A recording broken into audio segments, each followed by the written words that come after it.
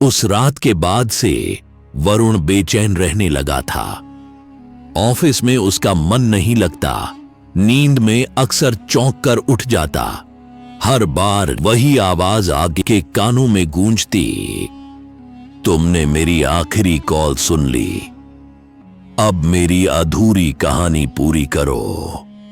उसे समझ नहीं आ रहा था कि वह क्या करे, पर अब चुप बैठना मुश्किल था। कुछ दिनों बाद वरुण फिर उसी फ्लैट 6B के बाहर खड़ा था। कमरे में वही सन्नाटा, वही बदबू और वही टूटी फूटी चीजें थीं। लेकिन इस बार वह डरने नहीं, कुछ ढूंढने आया था। उसने कमरे यूए पड़ी अलमारी, दराजें, यहां तक कि फर्श की दरारें भी टटोल डाली। एक कोने में उसे एक पुराना फोटो एल्बम मिला। उसमें नैना की कुछ तस्वीरें थीं, एक लड़के के साथ। तस्वीरों के पीछे बाइका था। वरुण को समझ आ गया कि यही उसका बॉयफ्रेंड था।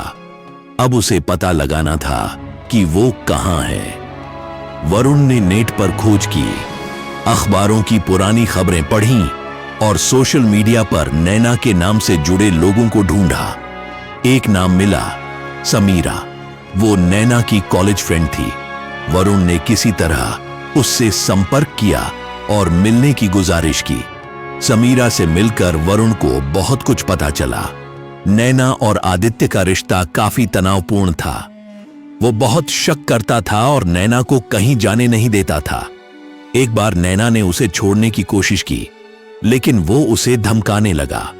समीरा की माने तो नैना डरने लगी थी, लेकिन किसी को खुलकर नहीं बता पाई। वरुण ने आदित्य की तस्वीरों के जरिए शहर में उसकी तलाश शुरू की। आखिरकार पता चला कि वो अब आर्यन मेहरा के नाम से एक बिल्डर की कंपनी में काम कर रहा है। और सबसे हैरानी की बात यह थी कि वही कंपनी उस बिल्डिंग की मरम्मत का काम देख रही थी जिसमें वरुण रहता था। वरुण को यकीन हो गया कि वही कातिल है। उसने सबूत जुटाए, नैना की तस्वीरें, कॉल रिकॉर्डिंग, आदित्य की दोनों पहचानें, समीरा का बयान और पुलिस को सब सौंप दिया। पुलिस ने आदित्य को पकड़ा। जब उसने देखा कि सबूत उसके खिलाफ हैं, तो उसने सच उगल दिया। उसने कहा कि एक दिन झगड़े में उसने नैना को धक्का दिया और उसका सिर दीवार से टकरा गया। जब वो मर गई तो उसने लाश को उसी कमरे में छिपा दिया और शहर छोड़ दिया। 3 साल बाद वो वापस आया, नाम बदला और यही सोचकर काम में लग गया कि अब कोई उसे नहीं ढूंढेगा। लेकिन उसे नहीं पता था कि एक अधूरी आत्मा अब भी इंतजार कर रही है। कुछ दिनों बाद कोर्ट ने आदित्य को उम्र कैद की सजा सुनाई।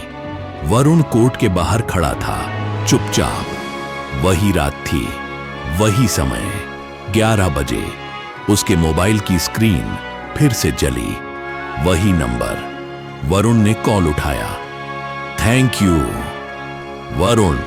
वही आवाज आई, लेकिन अब डर नहीं था, सुकून था। अब मेरी कहानी पूरी हो गई है। कॉल कट गया। वरुण देर तक मोबाइल को देखता रहा। इस बार कोई डर नहीं था। उसके आसपास की हवा हल्की लग रही थी, जैसे कोई बोझ उतर गया हो। उसे लगा जैसे किसी ने दूर खड़े होकर मुस्कुराते हुए उसे अलविदा कहा हो।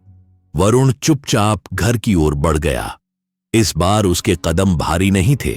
और ऐसी ही कहानी के लिए चैनल को सब्सक्राइब, वीडियो को लाइक और अपने दोस्तों को शेयर करें।